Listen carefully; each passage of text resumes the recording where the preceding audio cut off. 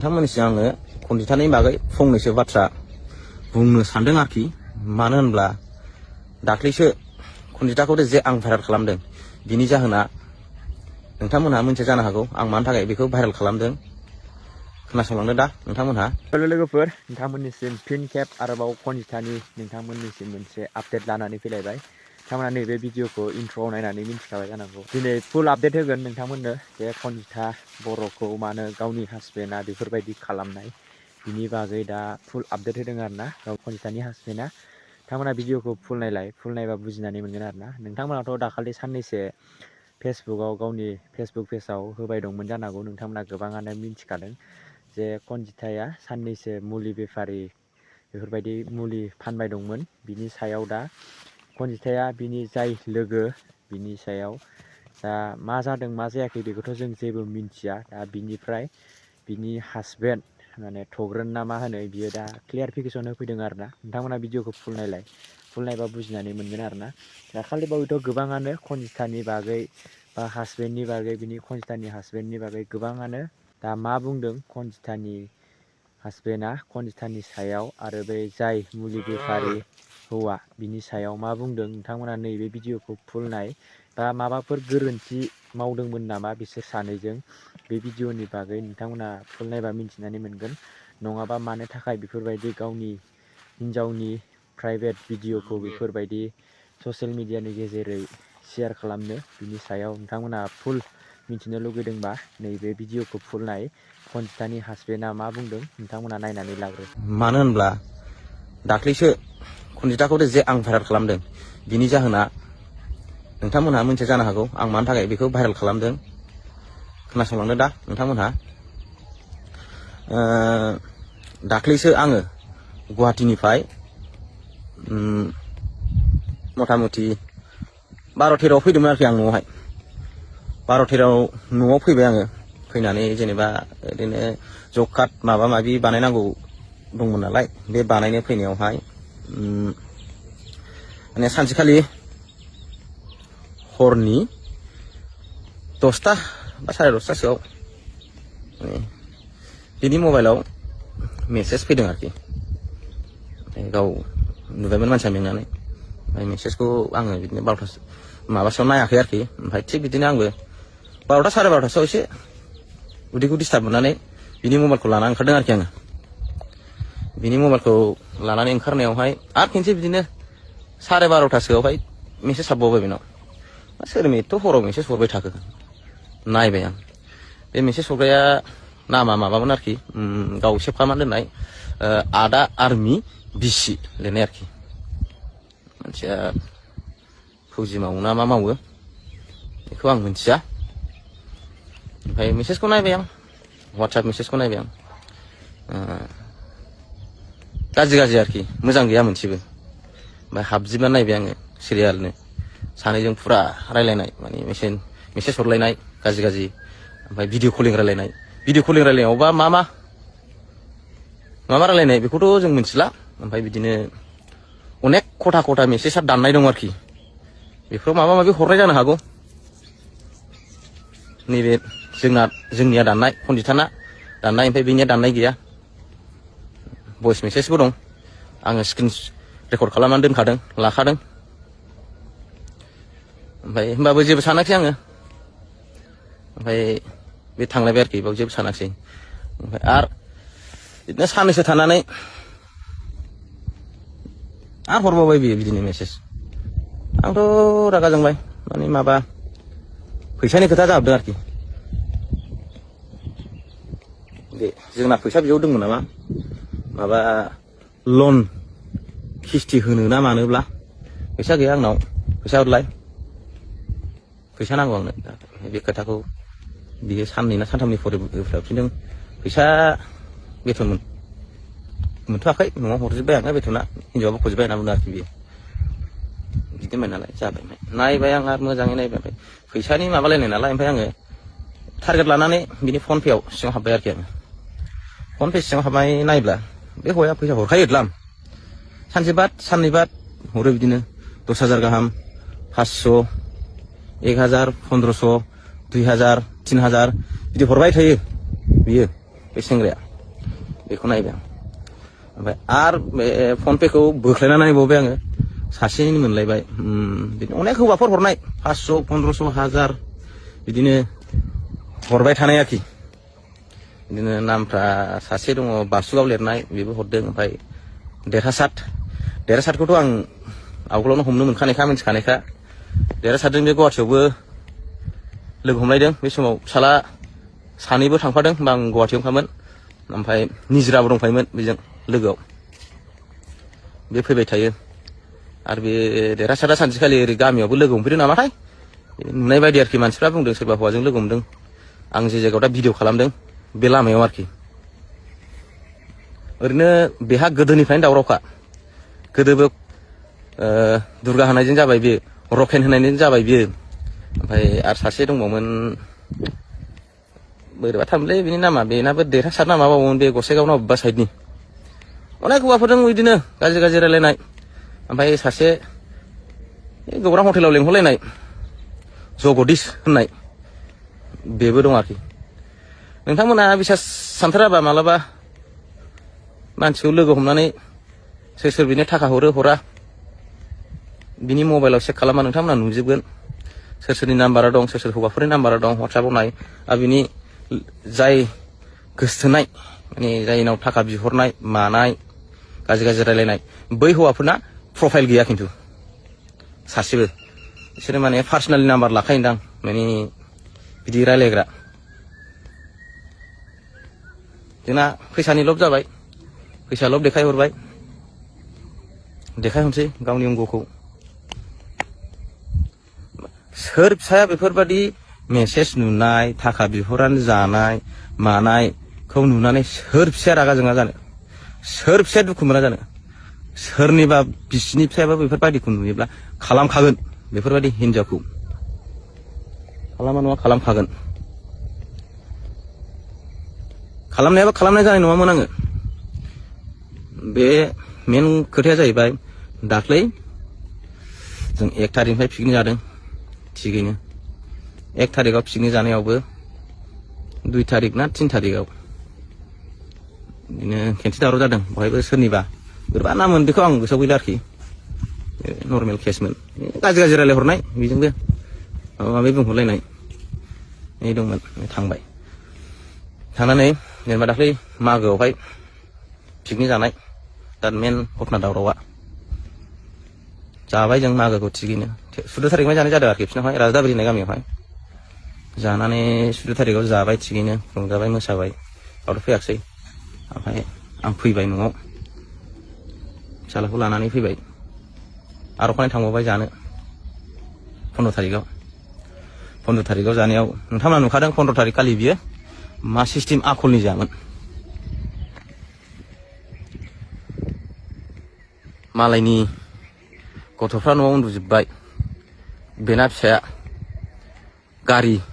सिङावनो उन्दुनानै दं आरोखि आं बे खोथाखौल' बुंदोंमोन बेखौहाय हाब खमसे खम नोंथ' फेबाय दा एसे फेगाबाय फिसाफोरखौहाय खमसे खम न'आव सैदोना नै बिदि खोथा बुंनायनिनो मा दाय जाखो हारसिं सिखारनानै खारलाबायबाय बियो आंखौ अरबाय माने गावनो आजादि नांगौ जाहैदों आजादि एकदम आजादि गाव जेरै गोसो एरै खालामनो खालि बे खोथाखौ बुङो बे बिनि बांद्राय अख्रा देखायनायाव आंबो एसे बुदों सोबादों बुवाखै नङा बयबो नुखादों भिडिअबो हगारखादों माने बियो जेनेबा बुजाबाय अखानायै 16 थारिख फुङावहाय गारिखौ लानानै थांबाय आरोखि बे फिसाला उन्दैसिनखौहाय मुलि फानहैनानै कुसुगाव गसाइगाव फानबाय बिदिनो 10थासिम आं खबर लाबाय फन खालामबाय दङ ना बुंबाय दङ होननायावहाय बियो लास्टआव आंखौ 1था ना 2था जाबायमोन 2थानिफ्राय आंनि नाम्बारखौ ब्लक खालामबाय बियो वाट्सएपआव मेसेज हरो जेबो रिप्लाय हरा इयो हरबाय थायो आङो हरबाय थायो केन्सेल बुंहरबाय आं जादो नोङो आं नों बादि हौवाजों जाला आंनो आजादि नांगौ जाहरबाय आरोखि बे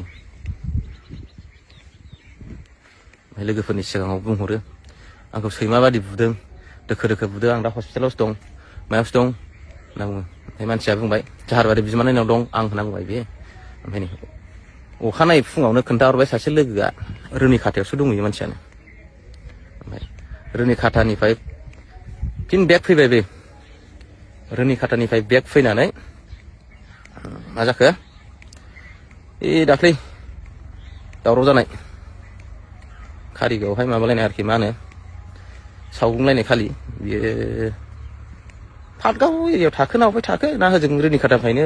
फैखो भिडिअ खालामनो फैदों होनना थगायदों ना मानायखौ मिथिया मानसिया अबेहाय दंमोन ओमफ्राय नै अखानायै मानसिया मुलि बेफारि रन्जय बिथां बिजों मुलि फानबाय आरोखि बे आरो अखानायै आरो बिजोंनो शुक्रबारखालि बिजों फानबाय आरो अखानायै आरो बिजों आरोबाव क'क्राझार बिसालसिम मुलि फानफैबावबाय आरोखि बियो ओमफ्राय सानबाय आं रन्जयनो फन हरबाय बुंबाय जोंजोंनो ओमफ्राय देबोरगावसिम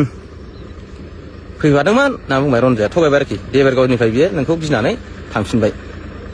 उनाव नुबाय आङो भिडिअखौनो मानसिफ्रा माबासिम बिसाल मार्केटआव दङ रन्जयआ आंखौ थगायहरबाय बिरादनो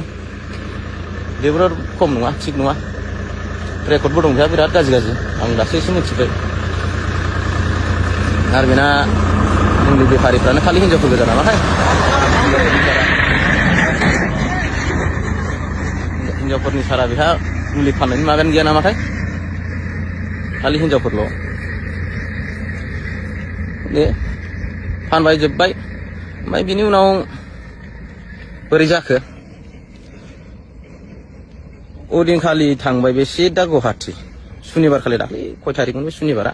गुवाहाटियाव थांबाय बे बेलासि 4:30टासोआवहाय बे लोगोफ्रा नुखादों नै फिसालाजों बिजों धालिगाव खाथियाव दंमोन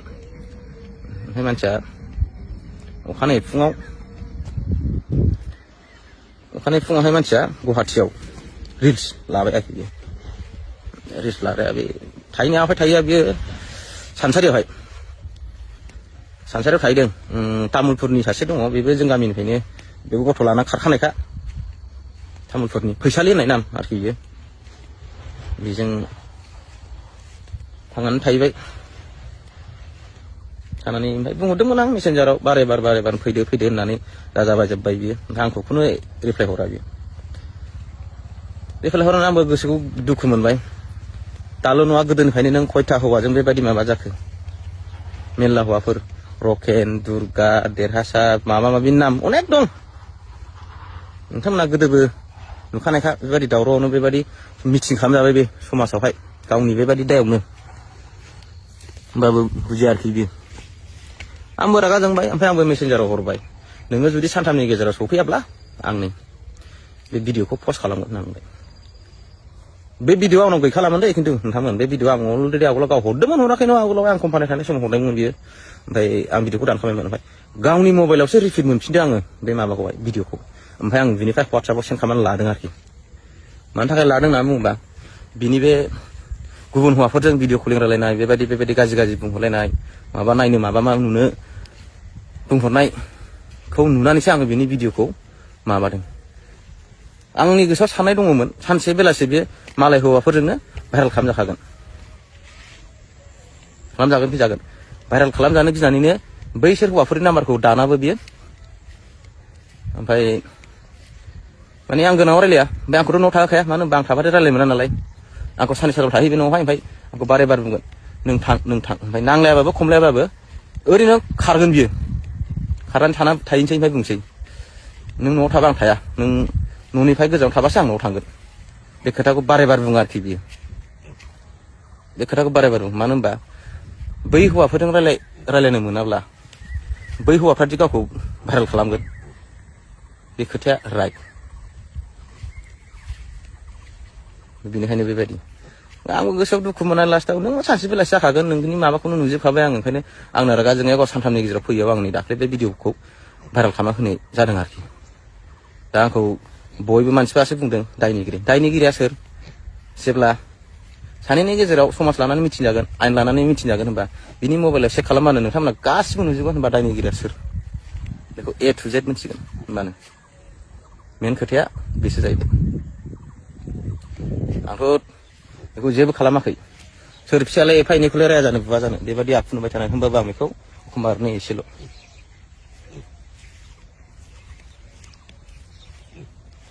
आरो बे दा मानि थाखाय गोरा सासे बिजनिनि बिथां गेम होहोयो नामखौ बावलायबायसोलै लिंखु ना बोरैबा ब्रह्म रेसपन्सार गेम होहोयो आरोखि बे बिथांखौबो फंनैसो बाथ्रा बुंहरगोन नोंथांमोननि गेमाथ'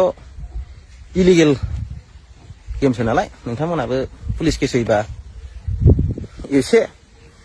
माबा जानो हागौ आरोखि सोर सोर दं बेबादि गेम होग्राया सोरनिफ्राय पारमिसन लानानै बेबादि गेम गेलेहोदों पाब्लिकखौ बोरै बेबादि खालामदों नोंथाङाबो एसे गिनांगोन साननानै नायदो ओंखायनो आङो नोंथांखौ फंसे रिकुवेस्ट खालामहरदों कनजिताखौ बुंहर आं गेमखौ होनानै नंला नोंसोर गेमखौ आं नोंसोरखौ होहोबाय थायोब्ला आंहाबो फासिसिगोनसो होननानै डाइरेक्ट नोंथांखौ आं बुंहरखाबाय दिनै होनायनि टाइम जानो हागौ अलरेडि नोंसोर दा कन्टेक्टखौ खालामखाबाय हो गाबोनहाय गेमा नुबावबा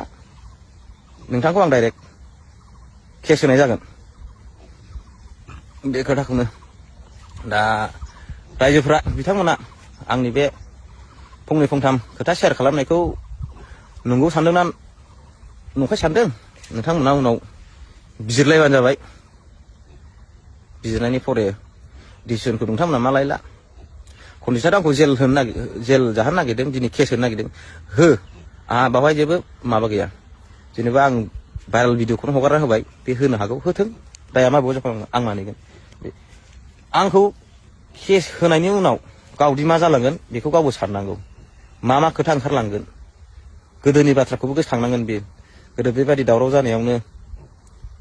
इउनिटनि आनसलिकनि मानसिफोरजों मा खालामजाया रायजोफोरजों मा खालामजाया ना आरो बेखौनो लुगैफिनबावदों नोंनि दायावनो दा नों सानदों आं सान्थि जागोन मावनानै जागोन जेबो खामानि मावनानै जानो हायाबो बियो आरो बे आखाइ फैसा थाइसे थाया हारसिं बोरलाबायो आरो बैनि बे लोगोआबो बिदिनोखा दा वाइन शप कम्पानियाव मावो नामा जौ कम्पानियावहाय सानसारि माबायावहाय बिदिनो बेबोथ' अनेक बेबादिनो थाखा लबि हौवाफोरनाव हेलौ आदा आरो माखौ दुखु मोनो आं बांसिन कनजिताना खयथा सिम नांगौ आंनावहाय दङ खोन्थागोन आं बेनाव दा मबाइल गंनै दंयो मबाइल गंनैयावहाय सिम गंब्रै ओमफ्राय आरो आं बिनि सिमखौ लायै आंनावहाय दा 7था नांसिनाव दं साननानै नाय खयथा सिम सालायो बियो आरो बियो